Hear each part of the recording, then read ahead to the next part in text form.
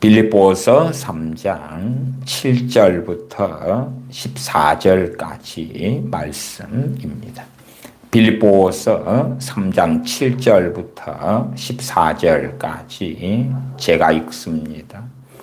그러나 무엇이든지 내게 유익하던 것을 내가 그리스도를 위하여 다 해로 여길 뿐더러 또한 모든 것을 해로 여김은 내 주 그리스도 예수님을 아는 지식이 가장 고상함을 인함이라. 내가 그를 위하여 모든 것을 잃어버리고 배설물로 여김은 그리스도를 얻고 그 안에서 발견되려 함이니 내가 가진 의는 율법에서 난 것이 아니요 오직 그리스도를 믿음으로 말미암은 것이니 곧 믿음으로 하나님께로서 난 의라. 내가 그리스도와 그 부활의 권능과 그 고난에 참여함을 알려하여 그의 죽으심을 본받아 어찌하든지 죽은 자 가운데서 부활에 이르려 하노니 내가 이미 얻었다 함도 아니요 온전히 이루었다 함도 아니라 오직 내가 그리스도 예수님께 잡힌 바 된 그것을 잡으려고 쫓아가노라. 형제들아, 나는 아직 내가 잡은 줄로 여기지 아니하고 오직 한 일, 즉 뒤에 있는 것은 잊어버리고 앞에 있는 것을 잡으려고 표대를 향하여 그리스도 예수님 안에서 하나님이 위에서 부르신 부름의 상을 위하여 쫓아가노라. 아멘. 오늘의 말씀의 제목은 뒤틀린 꿈이라는 제목입니다. 뒤틀린 꿈, 꿈이 뒤틀렸다 하는 것이지요. 저는 요즘에 젊은 세대, 특별히 MZ세대 등을 볼 때에 참 사는 것이 많이 어렵겠다 싶기도 합니다. 아마 지금 세대 기준으로 제가 산다면 또한 지금 MZ세대가 지나고 있는 것처럼 그런 청년이나 대학생활 때를 보낸다면 참 얼마나 힘들었을까 생각을 하기도 합니다. 물론 제 때에야 그런 핸드폰 같은 것도 없었고 인터넷도 없었고 뭐 좋은 노트북이나 컴퓨터 같은 것도 아주 기본적인 것, 그러한 뭐 한글 같은 거 조금 되고 많은 그러한 컴퓨터의 시대에 대학생 때를 보냈습니다만은 제가 대학을 다닐 때는 그 친구들도 다 자가용이 없었거든요. 자가용이 없었어요. 그러니까 저같이 좀 없는 집에서 겨우 입에 풀칠 정도나 하는 입장에서 대학을 갔어도 좀 가진 친구들도 자가용이 없었고 차를 몰고 오는 친구들이 없었다 그 말이에요. 모르겠어요. 한 대학생이 몇백 명 중에 한 명이나 있었을까 말까. 그러나 어쨌든 제가 다녔던 과나든지 혹은 이제 단대, 사범대니까 사범대 안에서 영어교육과 수학교육과 뭐 가정교육과 국어교육과 뭐 이런 과들이 많잖아요. 그러한 사범대학 단과대 캠퍼스 안에서도 자가용을 가진 학생은 아무도 없었거든요. 그러니까 그것 때문에 비교의식을 하거나 열등감을 가지거나 그럴 이유가 없었고요. 청년들이, 대학생들이 대학생활을 하면서 이성교류도 할 수 있고 사귈 수 있고 데이트할 수 있고 그건 당연한 거잖아요. 저 같은 사람이 희한한 경우죠. 왜냐하면은 하루에 뭐 두 끼도 제대로 먹기 어려운 그러한 대학 생활을 많이 했는데 내가 다른 어떤 이성을 만나가지고 어디 데이트를 하거나 밥이라도 함께 사주거나 그럴 형편 자체가 전혀 되지 않았기 때문에 이성교제라는 것 자체를, 꿈 자체를 꾸지도 않고 마음에 전혀 가지고 있지도 않았어요. 나 일반적으로 이제 이성교제를 하게 되면은 뭐 특별한 경우에나 더치페이를 하겠지. 대부분 남자가 돈을 써야 되잖아요.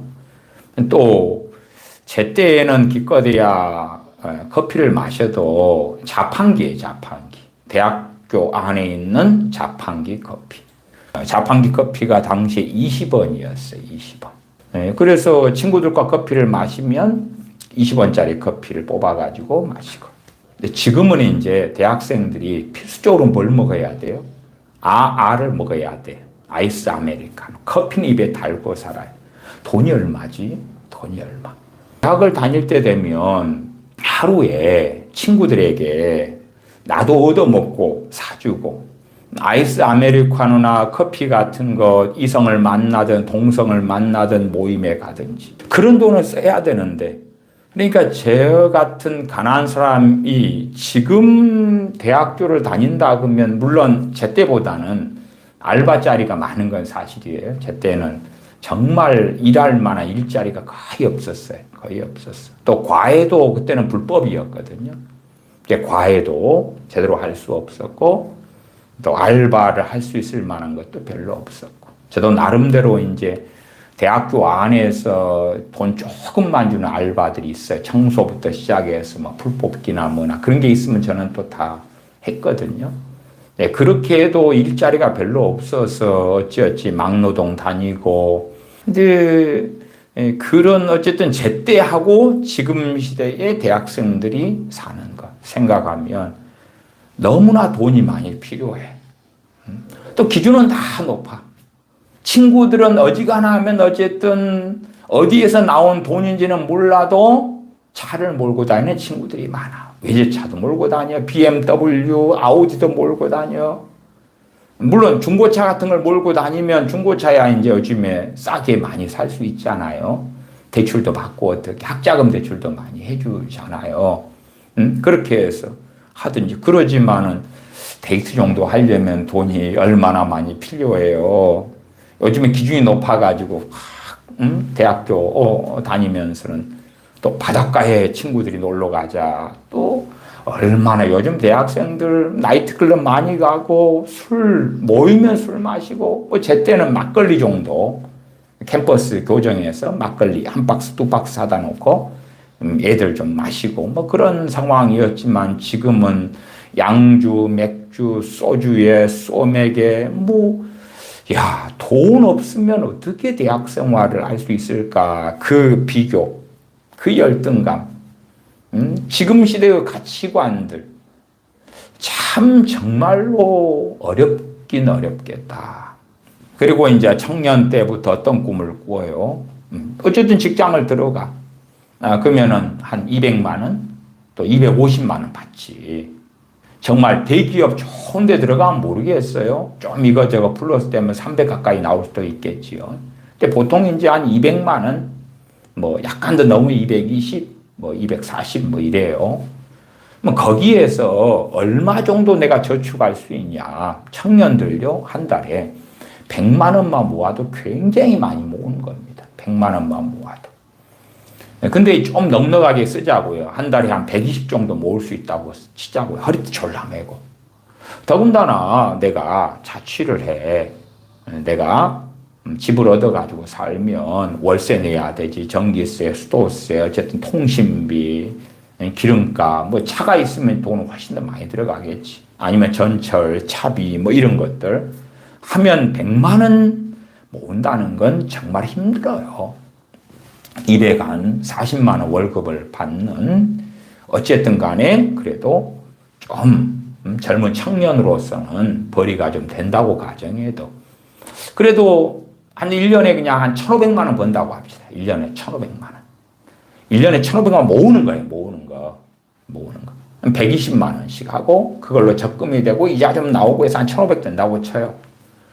그러면 그 1,500만 원을 꾸준히 모은다는 것도 쉽지 않겠죠. 물론 뭐 대부분은 회사에서 오래 생활하면 직급도 높아지고 월급도 올라가고 하지만은 뭐 청년 때야 거기에서 10년이 지나도 청년 때 아니에요. 23살에 시작해서 33살 혹은 25부터 모아서 35 그렇다고 합시다. 그래서 10년이 지났어. 25에서 35세. 35 됐는데 잘 모아와서 얼마 모은 거예요? 1억 5천. 1억 5천. 자, 1억 5천을 가지고 지방이라면 괜찮아요. 지방은 그 정도로도 아파트 전세를 얻을 수도 있고 또 그 소도시라면 아파트도 살 수도 있어요. 그러나 지금 대한민국에는 수도권의 절반 이상이 모여 살잖아요. 거기에 좋은 인프라가 있고 시스템이 있고 직장이 있고 직업이 있고 그런 입장에서 수도권에 사는 그러한 청년 10년을 허리띠 졸라매고 모았는데 물론 연애하고 데이트할 때는 그런 입장에서의 1년에 1,500은 저는 어렵다고 봐요. 아주 어렵다고 봐. 근데 그럼에도 1년에 1,500을 모으고 10년에 1억 5천을 모았어. 그러면 저 앞에 보이는 좀 그럭저럭한 20평대 아파트 얼마요? 물어봤더니 12억이래. 12억이래. 이 세대의 가치관 속에 들고 만 거지요. 그리고 꿈을 꾸는데 그 꿈이 이루어져요? 안 이루어져요? 최소한은 저 아파트 하나 사고, 내 집장만 하고, 많이 욕심 안 부리고, 그래도 마음 맞는 이성을 만나고, 결혼하고, 애를 낳고. 그냥 집 하나 있고, 아파트 하나 있고, 그것도 대단히 큰 것도 아니고, 그냥 한 20평이라고 합시다. 그 정도의 사랑하는 사람 만나서 결혼해서 가정을 꾸리는 것. 대단히 큰 꿈이 아닌 그 꿈. 물론 제가 뒤틀린 꿈이라고 말씀을 드리는 것은 크리스천의 기준에서는 그게 꿈이 될 수 없는데 일반 사람들의 관점에서는 그게 꿈이고 바람이고 소망이고 그리고 우리 청년의 세대에도 마음에 원하는 것은 그 정도란 말이에요. 그걸 꿈꾼단 말이에요. 그걸 꿈꾸고 소망하고 바라고. 그러나 부모가 부자거나 부모가 모은 재산이 많거나 혹은 가문 집안에서 재산이 물려내려와서 재산이 많거나 그렇지 않으면 사실은 그런 꿈을 꾸기는 너무 어렵죠. 제가 대한민국의 평균 20대의 재산을 보니까 재산 상당히 많읍니다. 상당히 많아. 20대의 재산이 그냥 어근 우습게 넘어가더라고.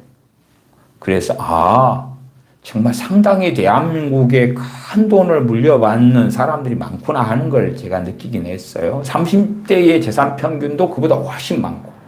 그래서 이거 통계가 평균이 정말 생각외로 내 주변에 부모가 어쨌든 돈을 많이 준 사람들 물려줬든지 어쨌든지 많구나.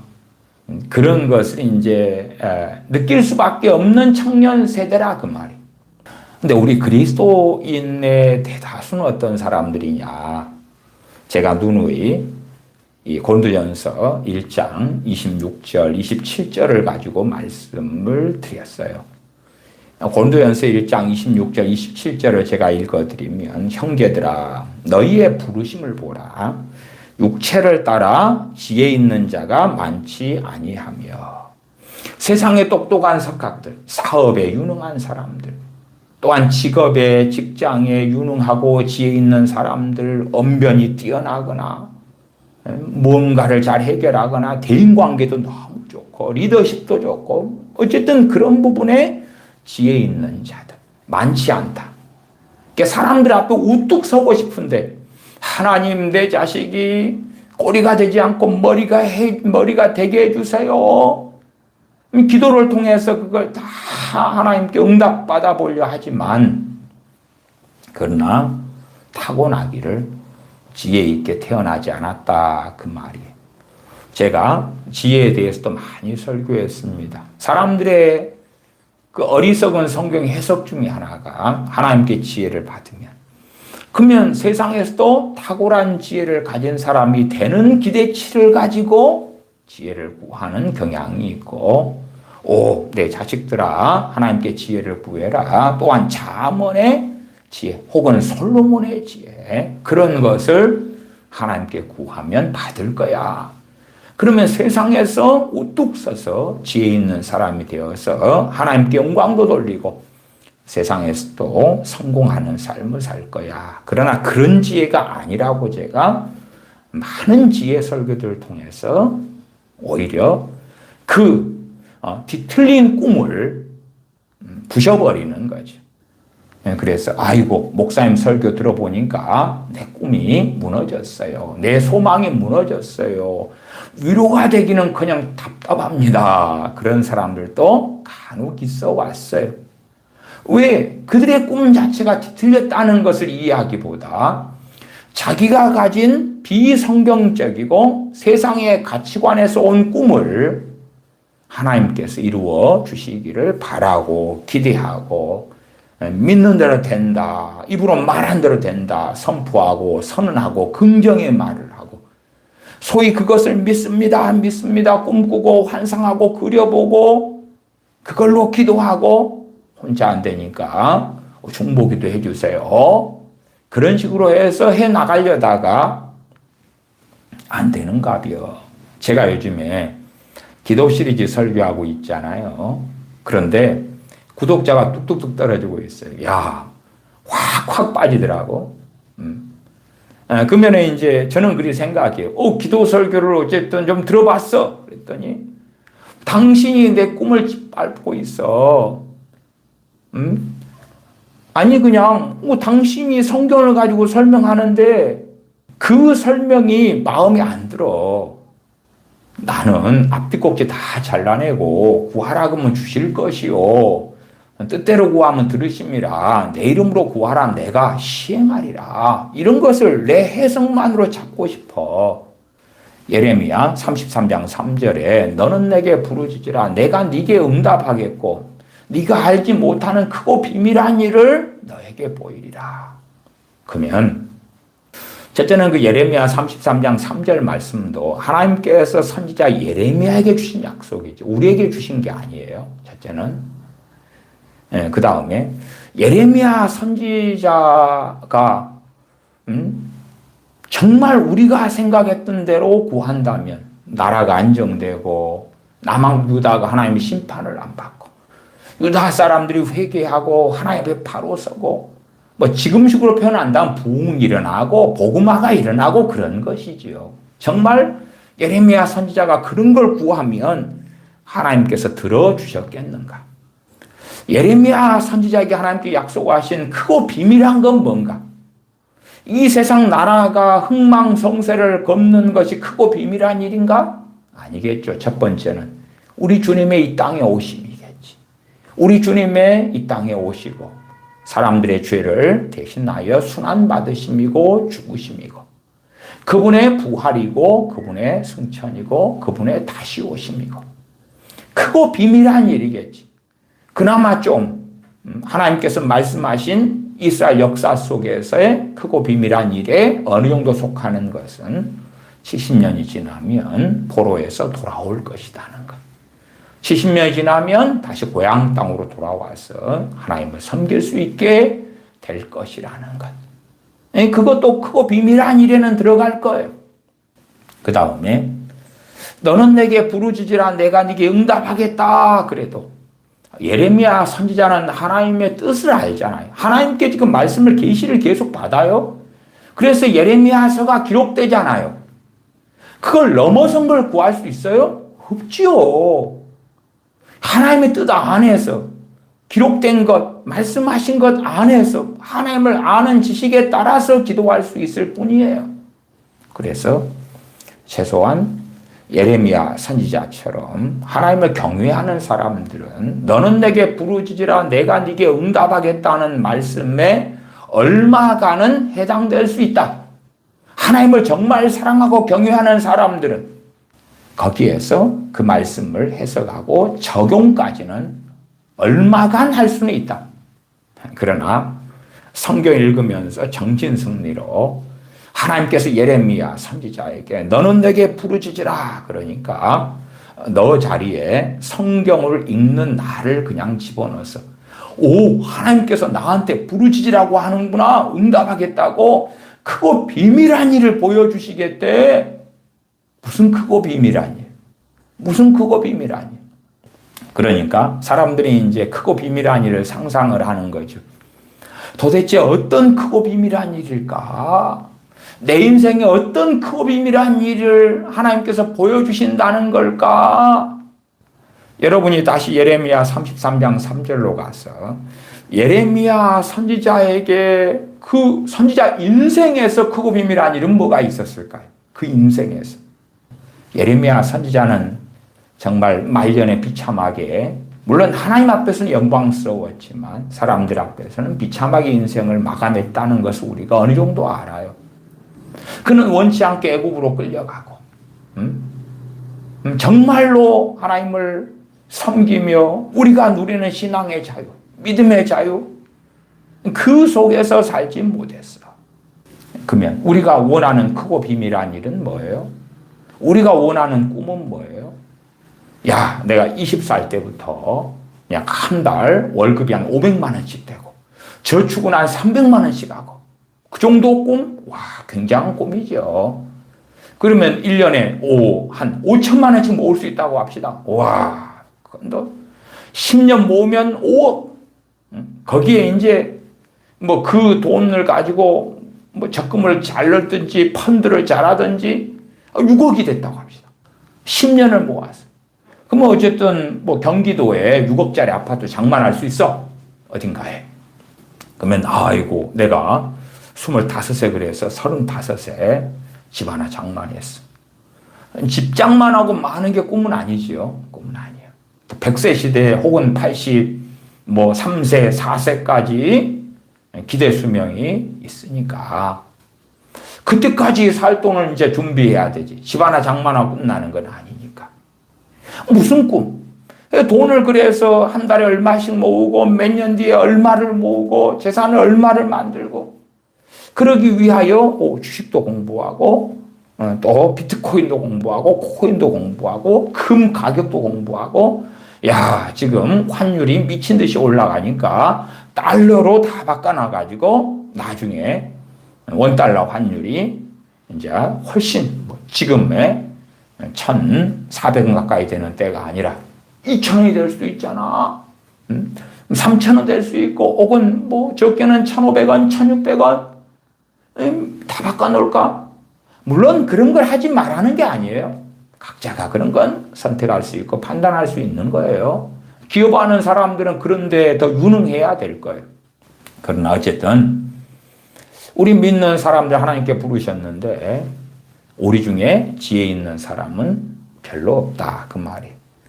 육체를 따라 지혜 있는 자가 많지 않아요. 육체를 따라 지혜 있는 자, 이렇게 말씀 안에 지혜가 아니라 육체를 따라 지혜. 지능이 떨어진다 그 말이 지능이. IQ가 떨어진다 그 말이 IQ가. 머리가 나빠. 삼국지에 보면 방통이나 제갈공명이나 이런 똑똑한 군사들, 모사들 나오잖아요. 그런 게 아니라 지능이 떨어져. 미련해. 다른 사람은 하나를 공부하면 열을 안다 그러는데 우리는 하나를 공부해도 하나도 몰라. 사실은 문일지십이 아니라 하나 배우고 하나 알아도 진짜 천재에 들어가는 거예요. 하나를 배워도 아니 학교 가서 하나 가르쳐서 하나 배우면 그 친구들 그것만 시험에 나와도 100점 만점일 거 아니에요. 근데 그거야 안 돼. 하나 배워도 반도 몰라. 그런 우리 크리스천들. 세상 사람들의 잘나고 똑똑한 사람들과 경쟁이 안 돼. 정말 많은 속임수들이 있어 오지요. 그 중에 하나가 재정 강의 같은 데서 부의 대이동, 신사도들이 말하는 그 어마어마한 후천 왕국처럼 대부흥이 와서 돈도 함께 들어오는 거야. 돈도. 근데 기성세대들이나 노인세대들은요, 어떤 면에서는 굉장히 미련하고 순진해가지고 속아 넘어가. 왜 속아 넘어가냐 그러면 자기한테 기대는 별로 안 하는데 자식들한테 그렇게 될 거라고 기대하는 거예요. 자기들이 이제 직장이 뻔하고 소득이 뻔하고 사는 게 뻔하잖아요. 그러나 막연하게 누구에 대해서는 꿈꿀 수 있냐 그러면 내 자식한테는. 내 자식한테 돈이 몇십억이 몇백억이 들어오게 하나님이 해주실 줄 믿습니다. 그 막연한 거. 물론 청년들도 마찬가지예요. 청년들도 그런데 잘 넘어가는 것은 그 자기 주제 파악을 않는 가운데 막연한 꿈을 꾸는 거라. 막연한 꿈. 자신의 능력의 한계를 이해하지 못하는 거예요.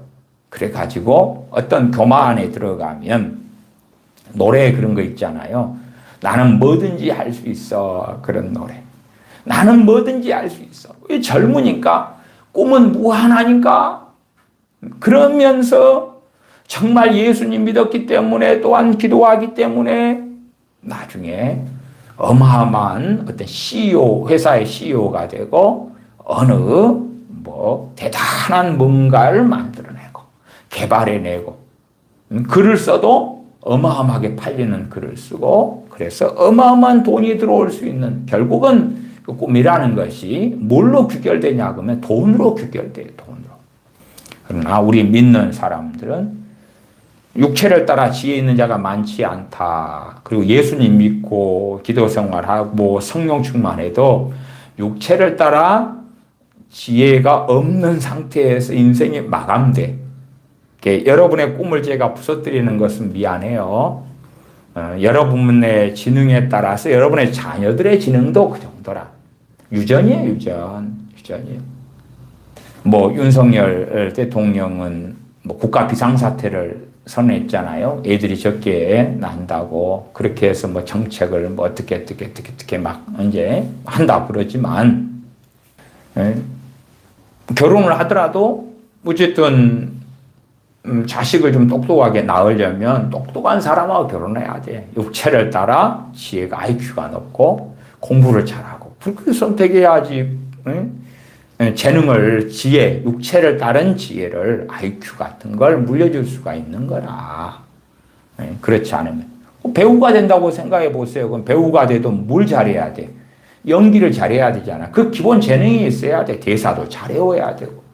그러지 가수가 예를 들어 가수나 연예인이 배우가 연기를 하다가 대사를 까먹으면 NG가 맨날 날 거 아니라 감독이 안 불러. 가수가 막 가요 무대에서 노래를 부르는데 요즘은 가요 무대가 아니겠지. 아이돌, 가수가 어쩌고 노래를 부르는데 생방송인데 가사를 다 까먹고 어찌 되겠어요. 지혜가 있어야 돼. 지혜가. 암기력이 있어야 되고 지능이 높아야 되고 어쨌든 그래서 또 노래를 부른다, 춤을 춘다 그러면은 몸에 재능이 있어야지. 저같이 몸치가 돼버리면 춤 같은 거 어떻게 추냐 그 말이에요. 그냥 세상적인 관점에서 이야기를 하는 것입니다. 주님을 믿어도 육체를 따라 지혜가 없기 때문에 미안한 이야기입니다만은 그냥 사는 게 뻔해. 한 걸음 한 걸음 걸으면서 기도하고 주님 의지하고 그 한 걸음 한 걸음을 이끌어 주시는 거예요. 기도를 막 뜨겁게 하고 금식을 하고 체라를 하니까 남 한 걸음 걸어갈 때 나는 1000걸음을 걷게 하고 10,000걸음을 걷게 하고 하는 게 아니에요. 우리가 신앙생활하고 기도하고 깨어있는 건 한 걸음 걸을 때 내 한 걸음 걸으면서 주님 의지하고 기도하고 주님 구하고 찾고 또한 야고보서 1장의 말씀대로 지혜가 부족할 때 지혜를 구하고 그 한 걸음을 걸어. 그 다음 내일 딛는 한 걸음은 또 그렇게 모레 딛는 한 걸음은 또 그렇게. 그러나 우리의 많은 기도는 운명론적으로 1년, 2년, 10년, 20년을 놓고 혹은 죽을 때까지 평생을 놓고 기도하는 거예요. 한 큐에 하나님 보장해달라고. 내가 딛는 하루하루의 걸음 매일에 걷는 걸음 가운데 기도하고 주님을 찾는 게 아니라 내 10년의 걸음을 하나님 이렇게 지켜주고 이렇게 만들어주고 저렇게 만들어주고 이렇게 보장해주고 이렇게 잘되게 해주고 이렇게 평안하게 해주고 내 자식의 10년을 20년을 이렇게 저렇게 보장해 달라는 기도. 그리고 마치 그런 것이 기도를 통해서 가능한 양 많은 목회자들이 그렇게 가르치고 전해오고 그리고 그게 너무 좋은 거라. 오늘 하루하루 한 걸음 한 걸음 주님 의지하며 걷는다는 것 그것보다도 내가 오늘 하루도 내 뜻대로 내 정욕대로 내 마음대로 살고 내일도 그리 살고 모레도 그리 살고 물론 주일날 예배는 드리고 큐티도 좀 가능하고 뭐 찬양 청년 모여서 찬양하는 어떤 모임이 있다 그러면 거기도 참석해서 손들고 찬양도 하고 방방 뛰기도 하고 찬양하면서 춤추며 방방 뛰고 그런 건 하고 그러나 오늘 걷는 걸음은 내 하고 싶은 대로 물론 도둑질이나 사기나 살인이나 강간이나 그런 악행은 안 하겠다. 그러나 그냥 세상 사람들이 사는 방식에 크게 차이가 없이 거기에서 꿈꾸고 생각하고 기대하는 것 따라 그렇게 사는 거예요. 그러면서 하나님께 큰 걸 놓고 구하는 거지. 자, 큰 거라는 것은 돈의 액수를 이야기하고 아파트 크고 비싼 걸 이야기하는 건 아닙니다. 자기의 최소한 1년을 보장받기 원한다? 아니겠지. 1년 뒤에는 어찌 될 텐데. 10년 보장도 너무 작잖아요. 10년 동안 건강, 10년 동안 먹고 살 거. 그러면 10년 지난 다음에 어떻게 할 거예요? 아니겠지. 자식을 위해 기도하는 사람은 자식이 언제까지 하나님이 그들을 도와주고 지켜주고 먹고 살게 해주고 건강케 해주기를 원하겠어요? 죽을 때까지. 그래서 요즘 세계에서는요. 제3세계들에서 어떤 나라들이 부흥이 꽤 일어나요.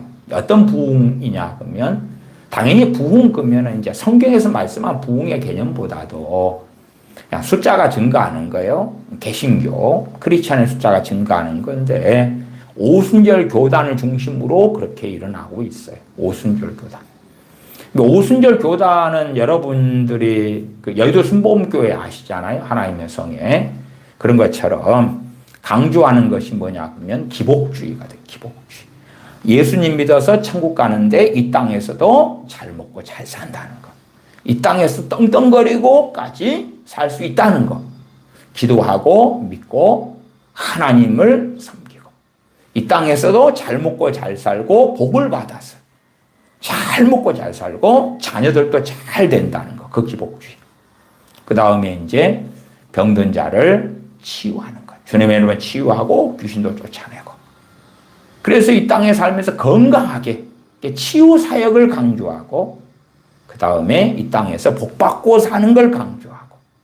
그러니까 제3세계에는 못 사는 사람들이 많잖아요. 거기에 환영을 해요. 아, 이렇게 가난하고 힘든데 예수님 믿어서 잘 살 수 있다고요?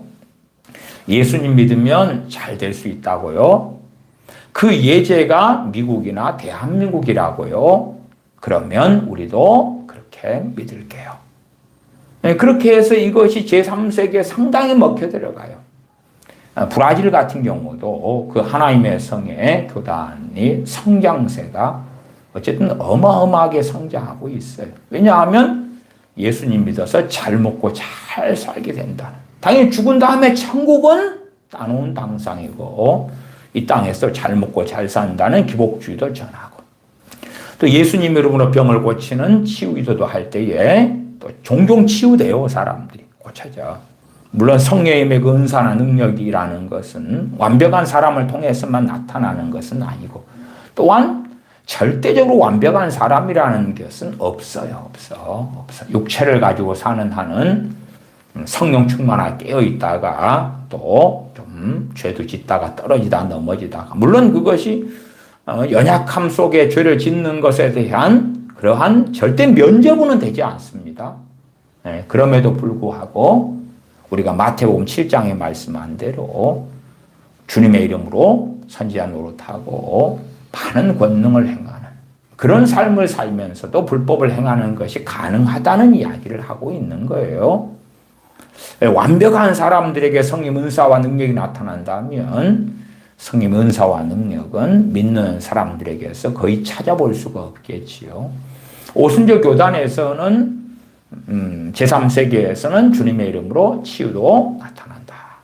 그래서 그것도 보고 그 다음에 예수님 믿고 잘 되는 거. 이 땅에서 잘 되는 거. 대한민국에서 순복음교회가 성공했던 비결이지요. 대한민국은 한강의 기적과 경제 성장을 통하여 세계 10대 경제대국이 되었기 때문에 이게 맞아떨어졌다 그 말이에요. 다른 제3세계의 나라들은 맞아떨어지지는 대부분 않을 겁니다만은. 근데 그렇게 해서 사람들이 이제 그래요. 예수님 믿으면요.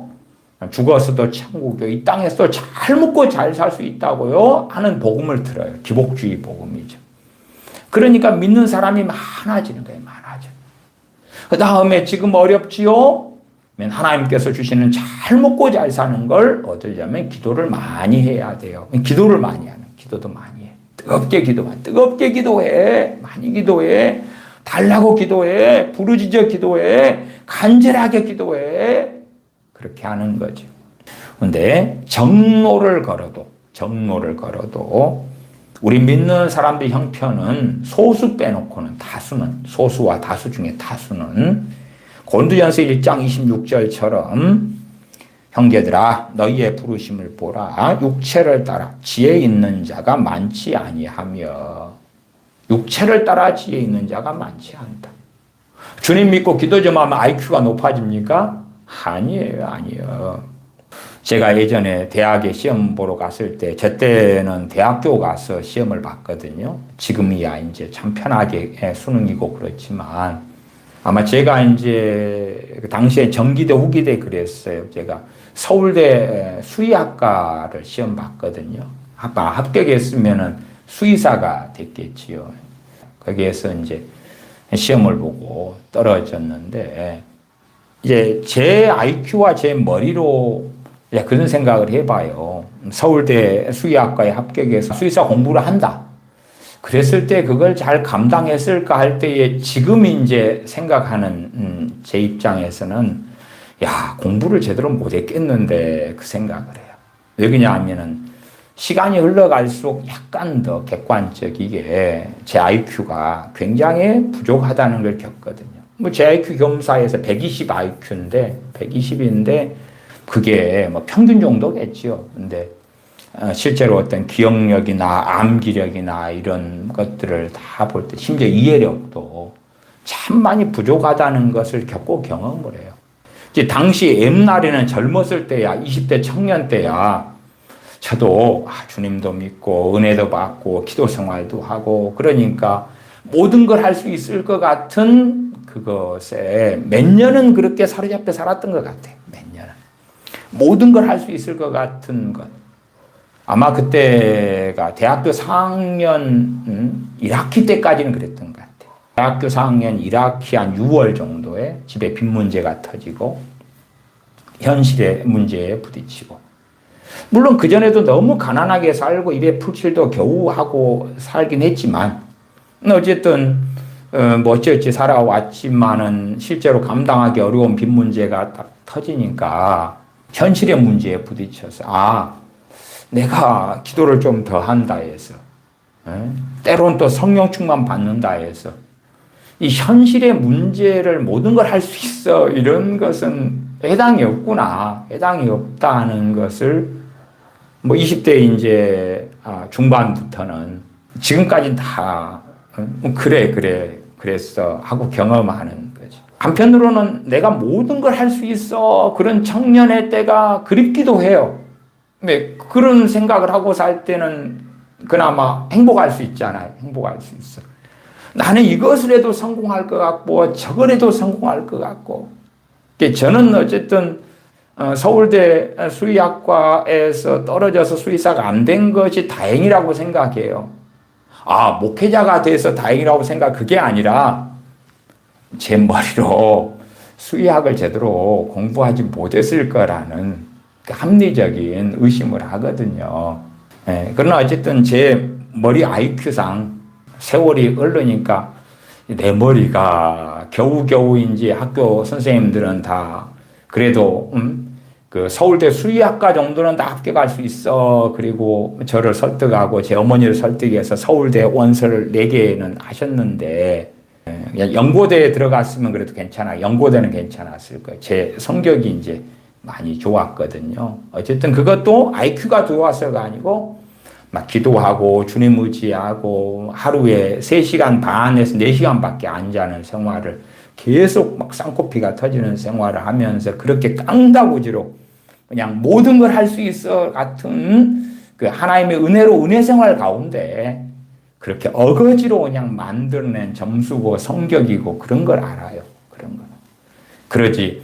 주님 믿어가지고 IQ가 높아지고 주님 믿어가지고 이 지혜, 육체를 따라 지혜 없는 자가 DNA를 넘어서서 부모님의 유전자를 넘어서가지고 탁월해지고 그래서는 아니올시다. 그래서는. 정말 그런 대학 생활했으면 감당 못. 저도 나름대로 영어 공부를 좀 많이 한 사람이거든요. 근데 영어에 대해서 일장무식이라. 영어 공부를 많이 해도 영어 회화 제대로 하지도 못해.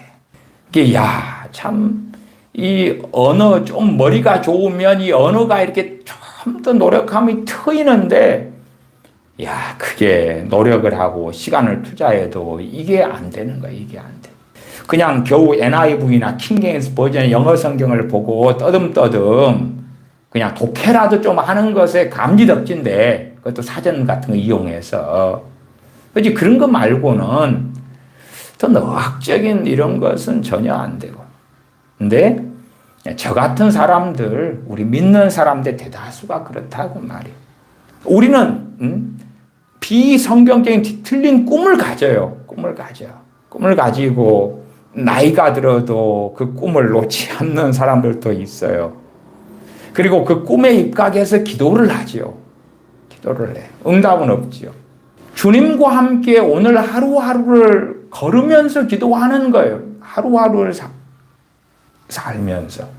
하루하루 살면서 의지하고 찾고 주님 구하고 두드리는 거예요. 하루하루를 걷고 살으면서. 자, 그런 이야기를 해보십시다. 꽤 어려운 이야기인데, 지금, 이제 내가 무직자라고 합시다. 직장을 구해요. 직장을 달라고 하나님께 구해. 그러나 내가 원하는 기준의 직장이 있을 거 아니에요. 더군다나 이제 많은 직장 가운데 하나님께서 어느 직장으로 가라 그런 것이 있어요, 없어요? 그런 것도 없어요. 많은 직장이 있고, 나는 가고 싶은 직장도 있고, 그러지 당장 먹을 것이 없어가지고 무조건 일을 시작해야 돼 아무데나 그런 형편에 처한 사람들은 소수일 거라. 그냥 내가 가진 꿈도 있고 기대치도 있고 생각도 있고 바람도 있고. 그래서 이제 직장을 주십시오. 기도할 수도 있겠죠. 그 기도는 할 수 있어. 할 수 있어요. 근데 자, 내가 직장이 없는 무직자요. 직장을 구하고 있는 오늘을 살아. 거기에서 그 오늘에 내가 어떻게 주님 의지하고 사느냐의 문제라. 오늘에 내가 어떻게 주님 의지하고 사느냐. 오늘 하루를.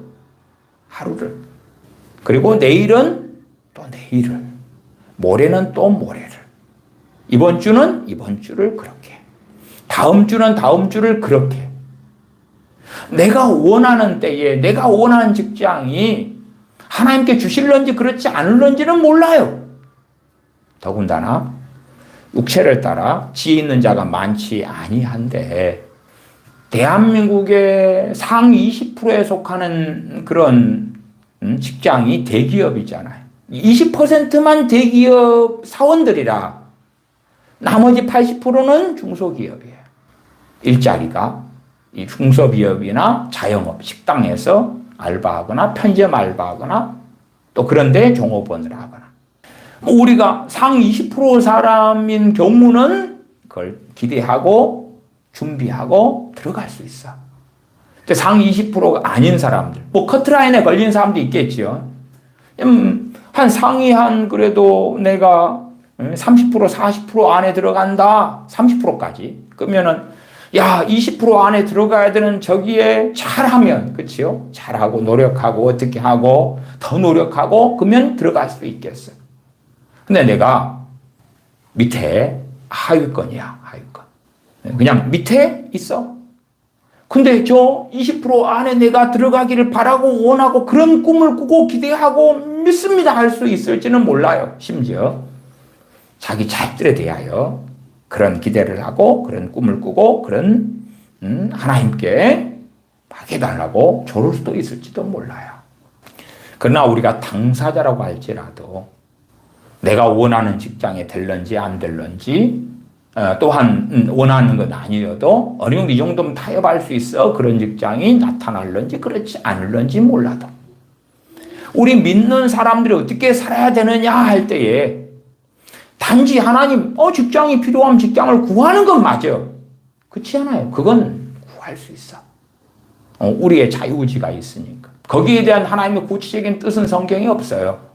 구할 수 있어. 나 진실로 그러면서도 더 중요한 것, 더 중요한 것은 오늘 걷는 걸음 가운데 주님 의지하고 참느냐. 이렇게 주님 의지하고 참는 가운데서 주님과 함께 살기를 원하고 주님과 함께 살면서 필요로 하는 기도. 주님과 함께 살기를 원하고 주님과 함께 거하기를 원하면서 뭘 기도해야 되지를 고민을 해봐야 된다 그 말이에요. 뭘 기도하지? 아니 직장을 달라고는 기도했잖아. 이제 기도했어. 또 내일이나 모레나 또 하시면 될 거고. 근데 오늘을 사는 가운데 주님과 함께 하기 위하여 주님과 함께 한 걸음을 걷는 이 여정 속에서 필요한 기도는 뭘까? 필요한 기도는 뭘까? 정말 썩어지지 않는 기도는 뭘까? 가치 있는 기도는 뭘까? 성경에서 말씀하는 하나님의 뜻은 뭘까? 뭘 기도하는 것이 옳고 바를까? 야고보서나 베드로전서 말씀에 교만과 겸손 또 잠언에 교만 겸손 참 많이 나왔지요. 겸손한 자에게 하나님께서 은혜를 주신다 그랬어요. 그러면 겸손이 하나님의 뜻인 걸 알죠. 교만은 패망의 선봉이라 그러고 겸손한 자에게 은혜를 주신다. 그러면 우리에게 겸손하라고 말씀하시는 거예요. 겸손하라고. 때가 이르면 너희를 높여주실 거라고. 그 높여주실 거라는 것도 다 해석과 이해는 많이 틀릴 거예요. 틀린 꿈을 가진 사람들은 그것을 사회적인 성공으로 이해할 수도 있을지 모르겠고, 그럼 최소한 겸손해라는 하나님의 뜻을 알아요. 하나님의 명령이죠. 근데 내 의지와 내 힘으로 겸손하게 사는 것이 그게 쉽게 가능하냐 할 때에 그렇지 않다는 걸 알 거예요. 오죽하면 사도 바울도 나의 나된 것은 하나님의 은혜로라 그랬을까요? 또한 노아 할아버지에 대해서도 그는 당대 의인인데 하나님께 은혜를 입은 자라 그렇게 말씀하죠. 그런 것처럼 하나님의 은혜가 정말로 있을 때 겸손게 되려면 나의 교만함, 나의 아집, 나의 독선, 또한 내가 중심이 되어서 살아가는 것들이 부서지고 깨져야 되고, 그러니까 겸손을 위하여 기도하면 너무나 가치 있고 당연하죠. 대신에 겸손케 해달라는 기도가 겸손의 책임이 하나님께 있다는 책임 전가의 기도가 아니라 내가 책임지는 기도여야 하는 거죠. 내가 겸손의 책임은 나에게 있는데 내 힘으로 가능하지 않기 때문에 하나님께 겸손케 해달라고 도와달라고 겸손의 여정, 겸손의 삶을 사는 그러한 하나님의 백성의 자녀의 삶을 살도록 도와달라고 기도하는 거죠. 기도하는 것. 뭐 겸손에 정말 많은 적용적인 것들이 있어요. 그 가운데 하나님 말씀이 이렇다라고 이야기해. 그 말씀의 반대를 이야기하는 건 뭐예요? 교만이지. 그렇잖아요. 많은 목사님들이 성경 해석을 제멋대로 해. 잘못된 성경 해석으로. 그러니까 성경 해석을 가능성이 있는, 그럴 수도 있어 하는 성경 해석들이 있습니다. 이것이 될 수 있고 저렇게 될 수 있고 그런 것이 있어요. 그러나 어떤 것은 아닌 게 있어. 왜 이런 해석을 해놨는데 다른 성경 말씀을 정면 배치되는 그러한 설교를 해버리는 거예요. 그런 해석을 해버리면 다른 말씀이 반대가 있잖아. 그러면 그건 잘못된 성경 해석이지. 내 성경 해석으로 다른 진리의 말씀을 부정하는 것이 되니까 그건 최고의 교만에 속하죠. 교만에 무수한 적용적인 또 해석적인 그러한 내용들이 많이 있어요. 겸손케 해달라고. 지금 물론 당장은 내가 목구멍이 포도청이거나 직장이 필요하기 때문에 아까 전제가 내가 직장이 없는 무직자다. 직장이 필요하다. 직장을 정말 간절히 원하는 사람이라는 전제에서 제가 말씀을 드리는 거잖아요. 예제적으로. 그럼에도 오늘의 한 걸음을 걸을 때에 당연히 직장을 달라고 기도는 하셔야지. 그러나 그것만 하고 그것만 바라보고 있는 사람은 어리석은 사람. 오늘의 걸음을 걸을 때에 겸손케 해주세요. 왜? 내가 겸손의 길을 걸으면 무엇이 와요? 은혜가. 하나님의 은혜가 와요. 하나님의 은혜가.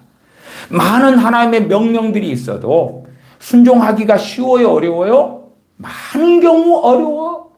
나의 정욕 때문에, 나의 이생의 자랑 때문에, 육체의 정욕 때문에, 안목의 정욕 때문에 어려워요. 그러니까 어떤 말씀을 하시고 성경에 선포되어 있고 명령되어 있는 것을 내가 순종하기 어려운 것들을 기도하는 거지. 기도해. 그렇지 않아요? 기도하는 거예요. 물론 책임 전가하는 기도가 아니라 때로는 회개하고 때로는 은혜를 구하는 기도로. 사랑이 내가 부족하고 적은 사람이고 이기심이 많다면 사랑할 수 있도록 또한 사랑을 배우고 사랑을 깨닫고 사랑할 수 있도록 도와달라고 은혜를 달라고. 왜? 하나님께서는 형제를 사랑하라. 이웃을 사랑하라. 무엇보다도 하나님을 사랑하라. 근데 내가 제대로 사랑하지 못해. 사랑이 부족해. 너무 이기적이요. 형제를 이웃을 사랑하는 것이 뭔지를 몰라. 나만 알아. 그 이기심을 깨뜨리는 게 쉬워요, 어려워요? 어려운 거예요. 그러면 기도한 그것이 오늘 하루를 걸으면서 사실은 내가 구해야 될 것이고 그 가운데 주님과 함께하고 동행할 수 있는 것을 이야기하는 거예요. 그러니까 우리는 그냥 10억 주세요. 100억 주세요. 직장 주세요. 좋은 직장 주세요. 내 자녀에게 주세요. 누구를 아무개를 변화시켜 주세요. 아무개를 변화시켜 달라고는 저는 기도할 수 있다고 말씀드렸어요. 그러나 책임 전가 변화시키는 주체가 하나님이 되시고 하나님이 다 책임져야 된다는 그런 책임 전가 기도는 아니라고 누누이 말씀드렸어요. 변화시켜 주세요라는 것은 변화될 동력, 변화될 계획, 변화될 동기, 변화의 기회 그런 것에 대한 은혜를 달라고 긍휼을 베풀어 달라는 것이지. 내 자식에게 공부를 해야 되겠어. 근데 내가 부모예요. 돈이 없어. 내 자식을 공부시킬 돈이 없어. 그래서 내 자식이 공부할 수 있도록 하나님께 기도를 한다고 합시다. 근데 그냥 간단하게 기도를 해버리는 거예요. 최고 좋은 대학을 나올 수 있게 해주세요. 최고 좋은 대학을 나올 수 있게 해주세요.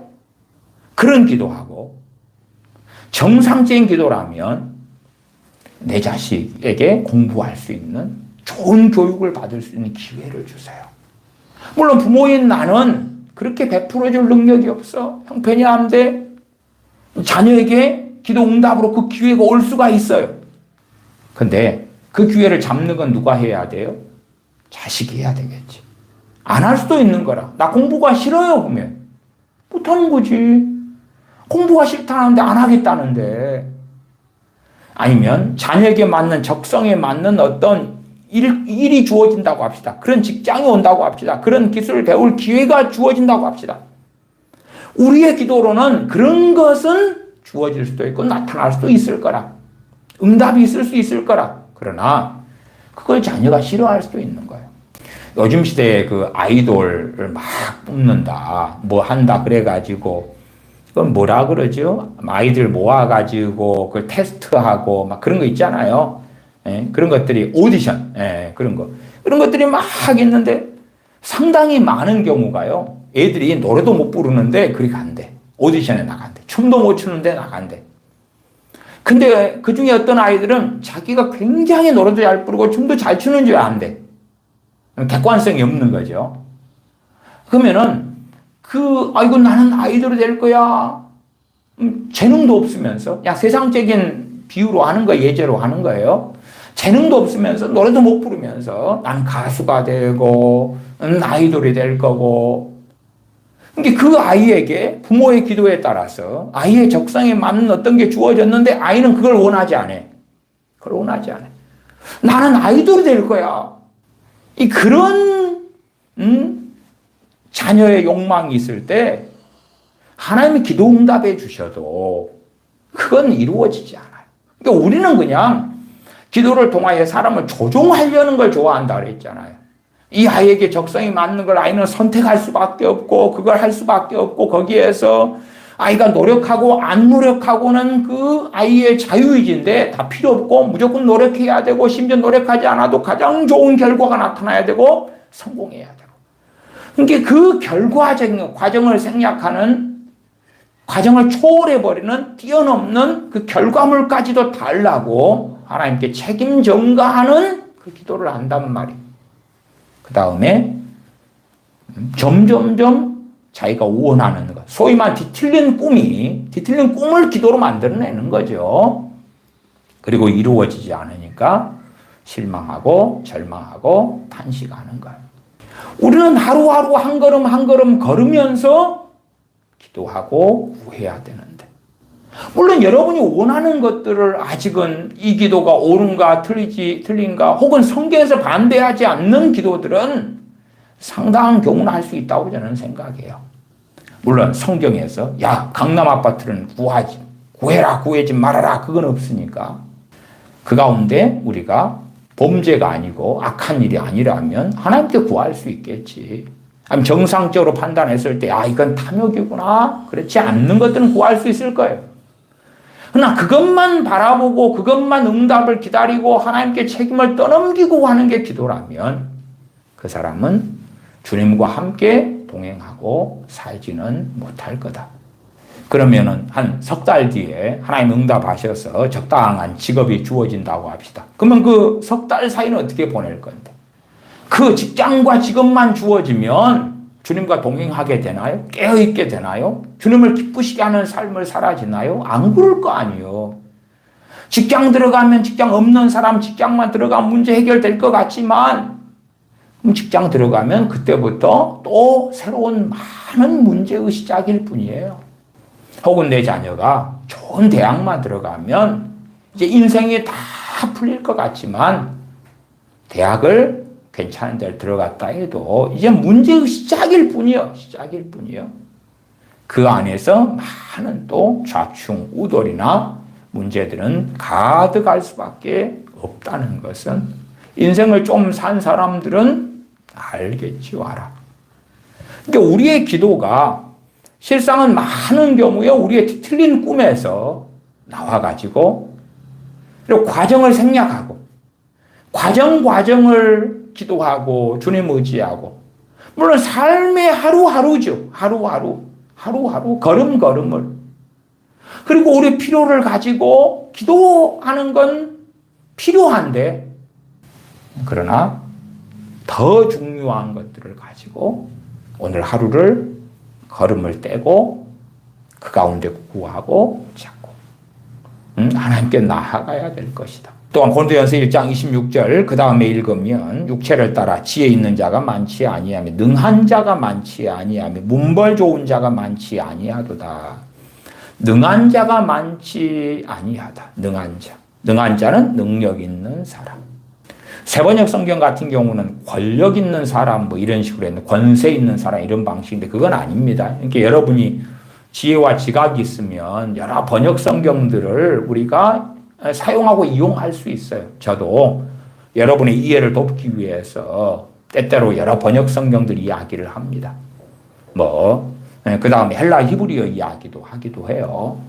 그 가운데 잘 선택해야 돼. 똑같은 단어라도 여러 번역 성경들이 다 다르게 하는데, 여기서 능한 자 그럴 때에 저는 현대인의 성경 번역이 그나마 낫다. 유능한 사람. 저는 사실은 능하다 그 말이 재능이 있다 이렇게 보는 입장에 이해를 하는 거예요. 그러니까 우리가 유전인자적으로 부모가 재능이 있을 때 자녀가 재능이 있어. 축구 이제 운동 재능이 있다 그러면 자녀도 운동 재능이 있어. 부모가 다 있다 그러면 자녀는 확실히 더 강한 걸 가지고 태어나죠. 그래서 재능이 강해지죠.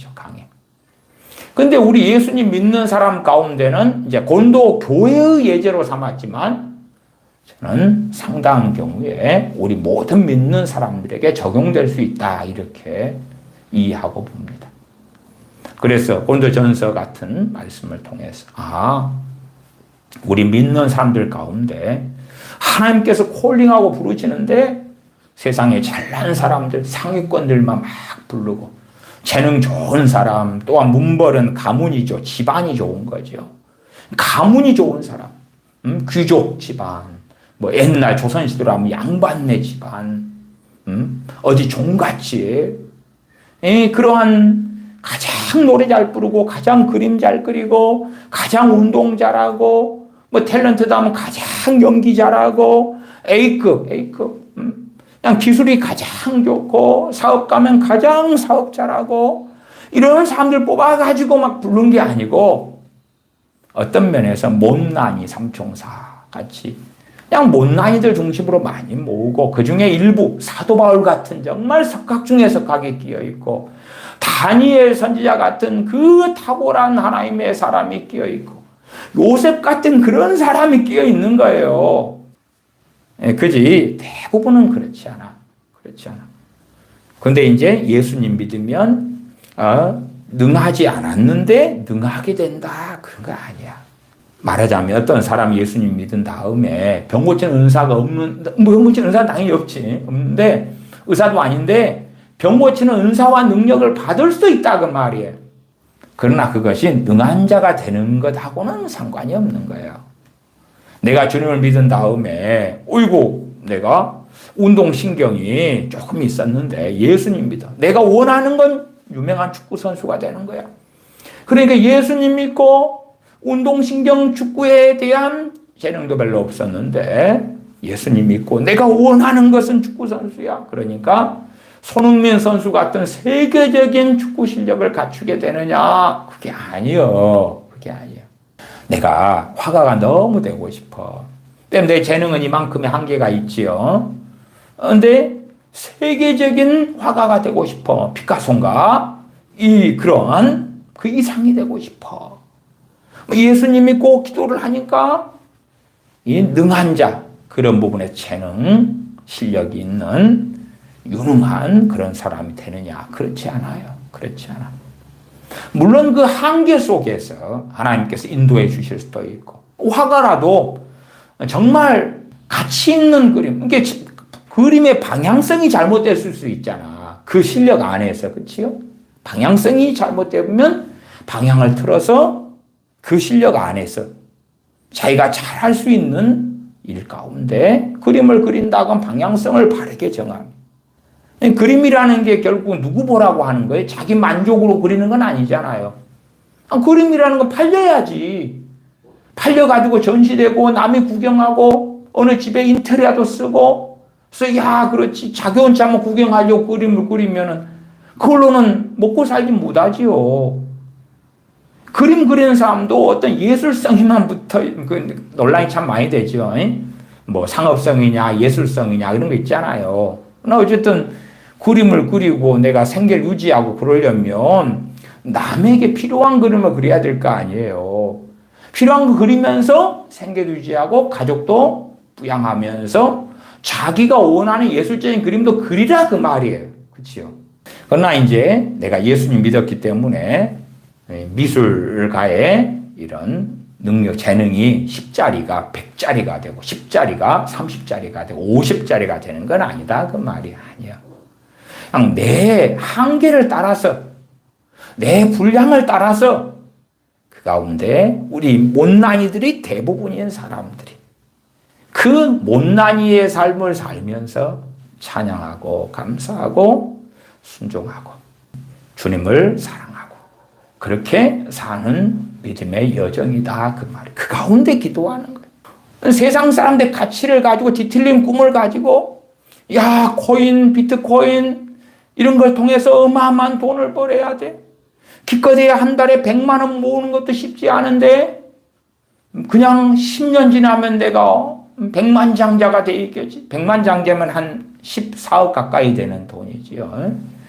그런 돈을 내가 지금 20대여서 그러한 돈인 뭐 1억도 없겠지만 그러나 10년만 지나면 100만 장자는 돼 있지 않을까. 그래서 서울의 아파트 한 채 좋은 건 사지 않은 중간자는 사지 않을까. 중간보다 약간 좋은 거. 아니면 뭐 30대 됐을 때는 그래도 돈이 10억, 20억은 되지 않을까. 막 그런 뒤틀린 꿈. 그게 참 제가 서두에 말씀드렸던 것처럼 제가 지금의 대학생을 산다 그러면은 참 지금 시대 가치관 너무 힘들었을 것 같아요. 더. 친구들이 다 자가용을 몰고 오고. 그 다음에 어차피 저는 이제 뭐 대학생 때 연애도 안 하고 이성교육도 안 하고 살았지만 이제 그런다 해도 옆에 친구가 좋은 차를 딱 몰고 와가지고 여자 이성한테 야 타! 그래가 태워가지고 우리 바닷가에 드라이브 가자. 어디 오마카세 가자. 뭐 그런 것을 지켜봐야 됐다면 아마 참 마음 지키기 어렵고 정말 쉽지 않았을 것 같아요. 쉽지 않아. 그래서 지금 청년이라 해도 입장 같아. 뭐가 같아요? 고린도전서 1장 26절 27절 같은 입장이에요. 입장. 형제들아 너희의 부르심을 보라. 육체를 따라 지혜 있는 자가 많지 아니하며 능한 자가 많지 아니하며 문벌 좋은 자가 많지 아니하도다. 그러나 하나님께서 세상에 미련한 것들을 택하사 세상에 미련한 것들. 그 뭐예요? 찌꺼기. 세상에 미련한 것. 세상에 가장 쓸모없는 사람들. 저기 재능이나 문벌이나 가문이나. 일부의 예외는 있지요. 예외는 있어요. 그러나 전반적으로 세상에 미련한 것들을 택하사 지혜 있는 자들을 부끄럽게 하려 하시고. 지혜 있는 자들을 부끄럽게 하려 하신다는 걸 잘못 성경을 해석하면 세상에 지혜 있는 자들, 유능한 자들보다 더 똑똑한, 더 유능한 사업가가 되고 기술자가 되고 석학이 되고 성공자가 되고 그런다는 이야기가 아니올시다. 그런다는 이야기가 아니에요. 본래가 그냥 종자적으로 다니엘 선지자 같은 사람은 보통 사람이 아니에요. 요셉 같은 사람도 보통 사람이 아니에요. 그런 사람들 깨어있어가 자기의 분량에 따라서 자신의 한계에 따라서 하나님께서 쓰임받은 거예요. 사도 바울도 마찬가지고. 그러지 그냥 아무나 세상에 미련한 자들 중에 청년 사울이 있었는데 사도 바울이 되고 세상에 미련한 자들 가운데 다니엘이라는 청소년이 있었는데 바벨론의 총리가 되고 선지자가 되고 그런 건 아니에요. 하나님의 종으로 쓰임 받는 거야. 세상에 미련한 자들 가운데 뭐 저도 하나님께 부르심을 93년 봄에 받아서 어쨌든 목회자가 되어서 살아오고 있으니까. 근데 지혜 있는 자들을 부끄럽게 하려 하신다. 언제 그래요? 언제 궁극적으로 일어나요? 주님의 심판대 앞에 섰을 때. 주님 앞에 섰을 때. 또한 이 세상에서는 세상 사람들이 복음을 모르잖아. 주 예수를 모르는데 나보다 똑똑하고 재능 많은데 주님을 몰라 안 믿어. 나는 세상에 믿는 자들에 속했는데 주님을 믿고 알잖아요. 때로는 우리가 세상에 나보다 IQ 높고 가방끈 길고 그런 사람들에게 성경을 가르칠 수도 있는 거라. 봐봐라, 하나님의 말씀이 이렇게 됐어요. 그걸 가르쳐. 내가 미련한 사람인데. 왜? 그 진리를 성령님의 도우심으로 성령님의 역사하심을 따라서 그 말씀을 깨닫고 알게 되었습니까? 세상적으로는 여전히 미련한 자인데 하나님 앞에서는 지혜를 얻은 자가 되었거든. 누구보다 무엇보다도 지혜이신 분이 우리 주 예수 그리스도시니까. 그래서 지혜 있는 자들을 부끄럽게 하려 하시고, 언제요? 백보자 심판대에서. 전능하신 아버지 앞에서 우리 주 예수 그리스도의 심판대 앞에 섰을 때에 그렇게 되죠. 세상에 그렇게 똑똑하다는 자들이 대부분 진화론자들이잖아. 세상의 과학자, 세상에 유능한 자, 그렇게 많은 재산을 모은 재력가, 사업가 모여 있는데 다수가 전능하신 하나님을 부인하고, 그리고 사람은 무에서 유로 그냥 어찌어찌 만들어지고, 단세포가 다세포로, 집신벌레, 아메바가 뭘로 해서 누구는 원숭이, 누구는 파충류, 누구는 포유류, 양서류 어쩌고 저쩌고 그렇게 됐다네. 그렇게 믿어. 그러니까 그들의 어리석음이 언제 밝혀져요? 주님 앞에 섰을 때 밝혀지지. 주님 앞에 섰을 때에 세상의 약한 것들을 택하사 강한 것들을 부끄럽게 하려 하시며, 때로는 우리같이 약한 것들이 그래도 강한 자들 가운데 병든 사람이 있고 귀신 들린 사람이 있어. 세상의 권력자들, 세상의 능력 있는 자들, 성공한 자들, 그들에게 복음을 전하고 때로는 성령님께 주시는 은사를 따라서 주님의 이름으로 귀신을 쫓아내기도 하고 병을 고치는데 도구로 쓰임받기도 하고, 무엇보다 주님의 사도들 같은 경우는 다수가 세상에 미련한 자들이었죠. 그들을 통하여 주 예수 그리스도의 복음이 증거되었어. 소수의 유능하고 똑똑한 사람들이 있지만 다수는 그렇지 않았어요. 다수는. 종교개혁자 존 칼빈 같은 경우는 정말 탁월한 천재 중에 천재 같은 사람에 속합니다. 마치 사도 바울처럼요. 그래서 그런 이들의 인생이나 삶이나 학문의 어떤 그런 역량 같은 걸 보면, 와, 정말로, 야, 그래도 저런 사람을 하나님이 쓰셔서 종교개혁이 발전했고, 진보했고, 더 많은 사람이 주님께 돌아올 수 있었구나 합니다만은, 그런 이들은 소수였고, 다수 하나님께 순종했던 그 많은 사람들은 세상에 미련한 자들이었어요. 각자의 자리 속에서 각자의 부르심 가운데 한 걸음 걸어갔던 것이지요. 오늘 본문 빌립보서 3장 7절부터 봅니다. 7절부터 오늘 본문 14절까지였는데 제가 읽어갑니다. 그러나 무엇이든지 내게 유익하던 것을 내가 그리스도를 위하여 다 해로 여길 뿐더러, 나한테 유익한데, 나한테 좋은데 주님을 위하여 다 해로 여긴다. 나한테 유익하던 것. 뭐 지금으로 이야기한다면 간단하죠. 자동차도 그렇고 여행도 그렇고 집도 그렇고 돈도 그렇고 다 유익하잖아요. 학문도 그렇고 다 유익한 것. 내 가방끈, 어느 대학 학사학위, 석사학위, 박사학위, 내 스펙이 어떤 것, 내 외모도 그렇고 키가 얼마네, 뭐 이런 것도 다 이 세상에 살아가면서 내게 유익하던 것들이잖아요. 유익하던 것들. 사도 바울에게도 유익하던 것들이 얼마나 많았겠어요. 사도 바울은 석학 중에 석학이 가말리엘의 문화로 이제 나중에 왕조차도 너의 많은 학문이 너를 미치게 하였도다 할 정도의 알려진 석학 중에 석학입니다. 근데 그런 것들을 다 내가 그리스도를 위하여 다 해로 여길 뿐더러 해로 여겼다. 또한 사도 바울은 가문도 너무 좋습니다. 가문도 좋아요. 그래서 로마의 시민권자였죠. 천부장 같은 사람도 로마의 시민권을 얻으려고 돈 주고 사는 판인데 태생부터 그래요. 얼마나 가문이 좋고 문벌이 좋은가. 사도 바울 같은 경우는 예외에 들어갑니다. 그런데 그런 것, 말하자면 육체를 따라 지혜로운 것, 지능기수가 높아, 똑똑해, 그것도 해로 여겼다. 그 석학 중에 석학인데도 랍비 교육을 받으면서 텐트를 만드는 기술도 또 배워. 그러니까 그런 부분에서 또 능한 자예요. 재능이 있으니까 그런 부분도 잘해. 그런 것도 해로 여겼다. 또한 문벌 좋은 자. 그 집안 가문이 좋아. 가문이 좋으니까 아이고 어느 집안의 도련님이시군요. 그런 정도의 사람이라. 그것도 해로 여겼어. 내가 어디다. 그리고 어깨를 으쓱하고 자랑할 수 있잖아. 그것을 해로 여겼어. 8절. 또한 모든 것을 해로 여김은 그것만이 아니라 자신에게 유익하던 것들만이 아니라 모든 것을 다 해로 여겼다. 다 해로 여겼다. 해로 여겼단 말은 방해가 됐고 도움이 안 되고 문제가 된다는 거죠.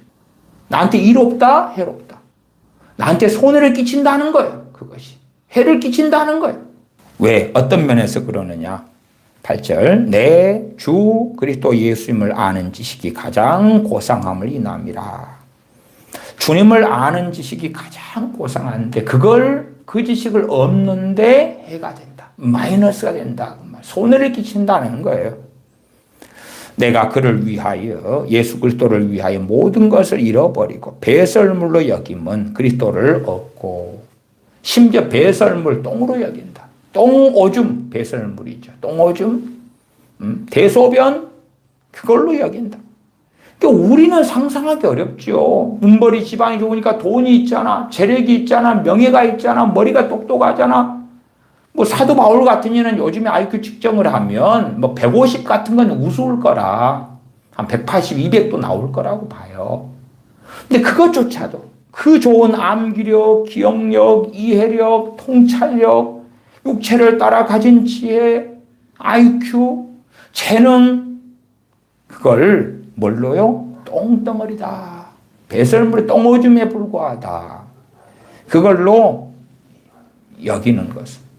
모든 것을 잃어버리고 배설물로 여기면 그리스도를 얻기 위해서다.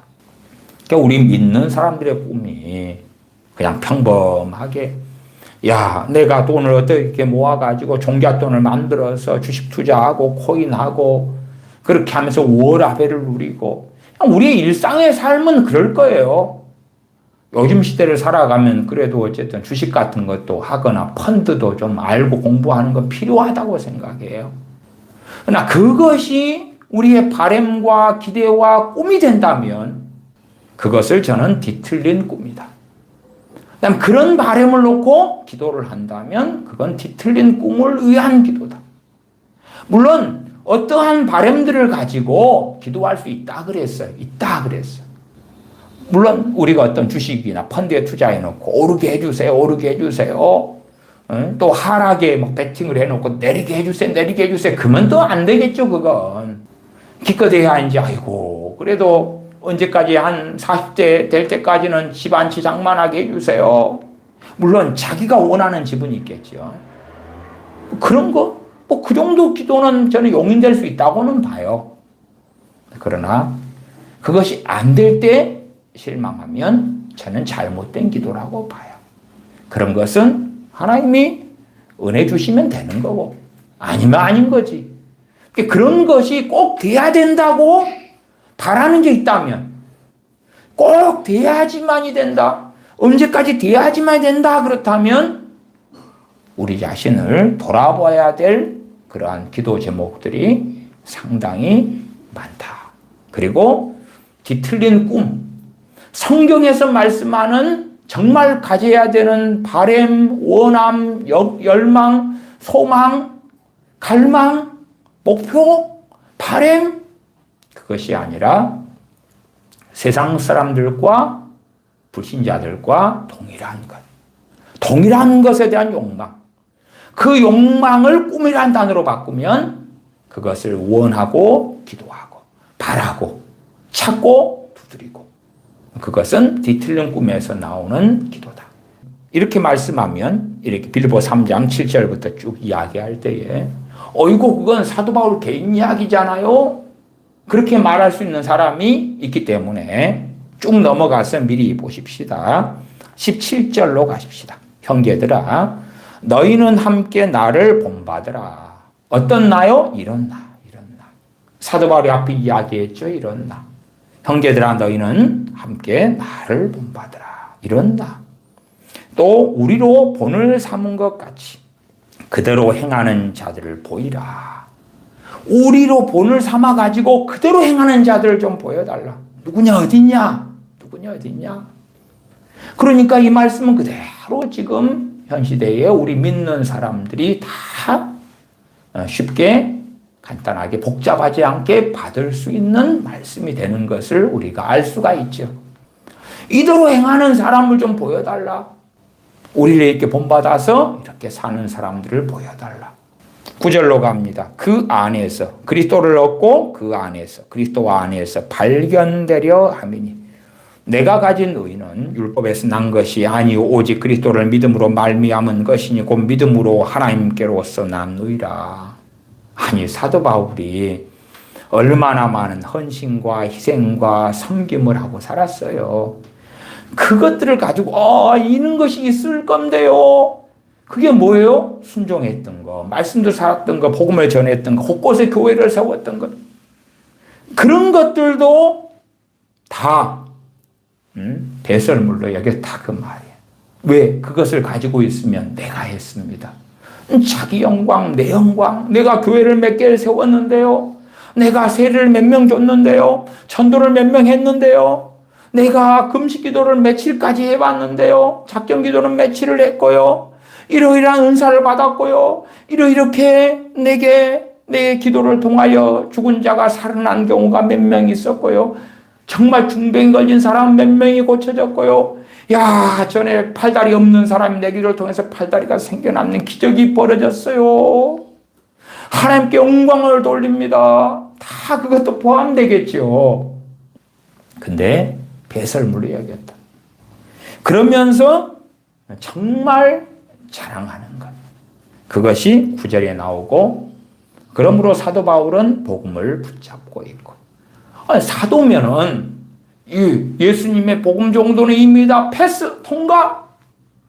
그렇게 되지 않았나? 그런 문제가 아니고 그 많은 주님을 위한 업적들에도 불구하고 그 업적들을 붙잡지 않았다고 말이에요. 그 자랑거리들에도 불구하고 그것을 붙잡지 않았어요.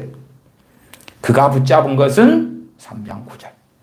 그 안에서 발견되려 함이니 내가 가진 의는 율법에서 난 것이 아니 오직 그리스도를 믿음으로 말미암은 것이니 곧 믿음으로 하나님께로서 난 의라. 자기에게서 난 의가 아니라 믿음으로서 누구에게서? 하나님으로부터. 예수 그리스도를 믿는 믿음으로 하나님으로부터 난 의. 그 의를 내가 가지고 있다. 내가 가진 의. 자신의 행함에서 오는 의, 자신의 손에서 온 의가 아니라 믿음을 통하여 하나님으로부터 난 의, 그것을 나는 가지고 있다. 진실로 우리는 이것을 3장 9절의 고백을 우리도 동일하게 가지고 있는지 살펴봐야 되고, 그리고 더 확실하게 우리가 가진 의가 나는 어떤 일을 가지고 있는지 내 중심 안에 우리는 살펴봐야 하고, 진실로 사도 바울과 동일한 내가 가진 의는 믿음으로 하나님께로부터 난 의다 하는 확신과 고백을 할 수 있어야 합니다. 10절 내가 그리스도와 그 부활의 권능과 그 고난에 참여함을 알려하여 그의 죽으심을 본받아 어찌하든지 죽은 자 가운데서 부활에 이르려 하노니. 그것이 사도 바울의 삶이다. 그 고난에 참여함을 알려하여 그의 죽으심을 본받아. 주님께서 왜 죽으셨죠? 의인으로서, 독생자로서, 정말 그리스도로서 죄인들을 위하여 죽으심. 그 죽으심을 본받아 어찌하든지 죽은 자 가운데서 부활에 이르려 하노니. 사도 바울이 순교로 자신이 어떻게 죽을 것을 어느 정도 알았겠죠. 그래서 사도 바울이 주님을 언제 부활 가운데서, 죽은 자 가운데서 부활에 이르려 한다. 주님께서 재림하실 때에 죽은 자의 부활이 일어나죠. 부활이 일어나 산자는 살아있는 채로 변형이 되어지고 죽은 자 가운데 부활이 일어나고, 그러나 나중에 대환란이 끝나고 천년왕국이 끝나고 백보자 심판이 있을 때에 부활은, 그때는 죽은 자들이 살아나게 되는데 둘째 사망의 해를 받으려고 부활하게 되지요. 그 부활을 이야기하는 게 아니죠. 주님 오실 때에 그의 성도들이 부활하게 되는 고린도전서 15장에 나와 있는 그 부활을 이야기하죠. 그래서 이 3장 10절의 말씀을 제가 새번역 성경으로 읽어드리면 이해를 좀 돕기 위해서 그렇습니다. 내가 바라는 것은 그리스도를 알고 그분의 부활의 능력을 깨닫고 그분의 고난에 동참하여, 주님의 고난에 동참해서 그분의 죽으심을 본받는 것입니다. 11절, 그리하여 나는 어떻게 해서든지 죽은 사람들 가운데서 살아나는 부활에 이르고 싶습니다. 3장 12절, 내가 이미 얻었다 함도 아니요 온전히 이루었다 함도 아니라 오직 내가 그리스도 예수님께 잡힌 바 된 그것을 잡으려고 쫓아가노라. 형제들아, 나는 아직 내가 잡은 줄로 여기지 아니하고 오직 한 일, 즉 뒤에 있는 것은 잊어버리고 앞에 있는 것을 잡으려고 푯대를 향하여 그리스도 예수님 안에서 하나님이 위에서 부르신 부름의 상을 위하여 쫓아가노라. 그렇게 증거하고 고백하고 있습니다.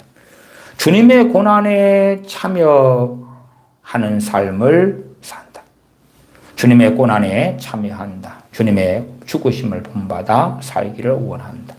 그러한 삶을 살면서 푯대를 향하여 또한 위에서 부르신 부르심의 상을 위하여 쫓아간다. 이것이 사도 바울이 가진 그러한 소망이고 바람이고 우리식 표현으로 하면 꿈이고 열망이고 사모함이고 원함이고 그것이 삶의 이정표고 방향이고 푯대고 중심이고 이러한 것을 사도 바울이 가졌을 때에 사도 바울의 기도하고 유감스럽게 우리들의 기도가 다른 거예요. 달라요. 지금 많은 사람들이 기도에 대한 설교를 듣고 싶다 그러면 응답받는 방법, 확실히 응답받는 방법, 기도가 땅에 떨어지지 않는 방법, 하나님께서 반드시 들어주시는 기도, 이런 것들. 사도 바울처럼 이렇게 중심을 정상적으로 정로를 걷는 것이죠. 그렇게 바꾸면 여기에서 나오는 기도는 어떤 기도가 될 수밖에 없는가가 상당히 명확해질 것이다. 그러나 그렇지 않으면 뒤틀린 꿈에서 나오는 기도, 소망, 바람, 그 다음에 우리 같이 육체를 따라 지혜 없는 자가 많고 육체를 따라 능하지 않은 자가 많고 또한 가문이 집안이 좋지 않은 자, 가난뱅이 집안. 그나마 중산층 평범하면 그나마 괜찮은 거예요. 그런 사람들이 많아. 그런 가운데 세상에서 뭔가를 이룩하고 원하고 갈망하고 누리려고 해도 그러나 그 한계들은 극단적 소수 말고는 로또나 이런 거 되는 사람들 이런 소수 말고 또 어떻게 해서 비트코인이나 코인을 통하여 돈벼락을 맞은 소수 말고는 정상적인 평범한 삶을 통해서 이룰 수 있는 것은 한계들이 명확할 거고 그 가운데 그 한계를 돌파하려고 뒤틀린 꿈을 가지고 믿습니다. 기도합니다. 그렇게 해도 이루어지지 않은 걸 볼 것이고 그나마 알량한 신앙생활을 하지만 그것도 끝내고야 말 것이다. 그래서 대한민국도 경제적으로 성장이 이제 둔화되어지고 그렇게 했을 때에 최근 한 10여 년 사이에 수백만 명의 예수님 믿는다 하는 사람들이 떠나갔다는 걸 압니다. 한 10여 년 사이에 최소치로 잡아도 2, 300만 명이 주님을 안 믿게 됐어요. 2, 300만. 최근 10년 사이에 최소치로 잡아도. 왜? 자기가 원하는 기복주의, 자기가 믿는 기복주의 복음에 의하여 믿습니다 하고 그리고 뒤틀린 꿈을 가지고 예배도 하고 찬양도 하고 기도도 하고 살았는데 성취되지 않은 것을 보거든요. 그러면 진리에 입각하지 않은 믿음이란, 또한 바른 복음에 근거하지 않은 그러한 신앙이란, 결국은 고난이 왔을 때에 자신의 욕망이 이루어지지 않았을 때에, 자신의 뒤틀린 꿈이 이루어지지 않았을 때에 무너지고 만다 하는 것입니다. 기도하겠습니다. 아버지 하나님, 참으로 우리 주 예수 그리스도를 아는 지식이 가장 고상함을 알아서 사도 바울처럼 자신에게 유익하던 모든 것을 잃어버려도 되고, 또한 심지어 배설물로 여겨버리고 주님을 향하여 달려나가는, 또한 주님을 알고 그 안에서 살고 거하며 나아가 주님의 죽으심을 본받아 주님의 고난에 참여하는 그 열망 가운데 표대를 향하여 달려가는 복된 하나님의 사람들로 우리가 살도록, 또한 그러한 열망을 가지도록 저희들에게 진실로 복을 주시옵소서. 우리 주 예수님의 이름으로 기도하옵나이다. 아멘.